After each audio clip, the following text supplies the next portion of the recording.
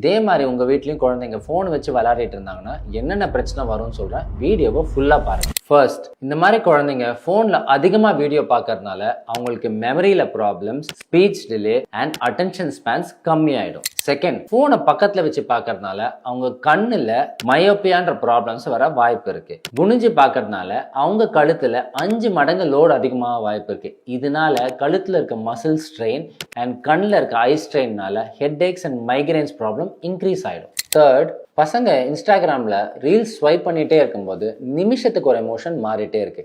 பிரெயின்னால இது அவ்வளோ சீக்கிரமாக ப்ராசஸ் பண்ண முடியாதனால அதிகமான கோவம் வருது, பிடிவாத குணம், ஃப்ரஸ்ட்ரேஷன் வருது. இதே குணத்தை ஸ்கூலில் எடுத்துகிட்டு போய் வெளிப்படுத்துகிறாங்க. இதனால் அவங்களால சரியாக படிக்க முடியாமல் ஆங்ஸைட்டி அண்ட் டிப்ரெஷன்ஸ்லாம் வர வாய்ப்பு இருக்குது. இப்படியே உங்கள் பசங்களை நீங்கள் கண்டுக்காமல் விட்டுட்டீங்கன்னா 2-3 வருஷத்துக்குள்ள ட்ரக் அடிக்ஷனை விட மோசமான விளைவுகளை ஏற்படுத்திடும். இதை உடனே ஸ்டாப் பண்ணணும் அப்படின்னா நோ மொபைல்ஸ்னு கமெண்ட் பண்ணுங்க.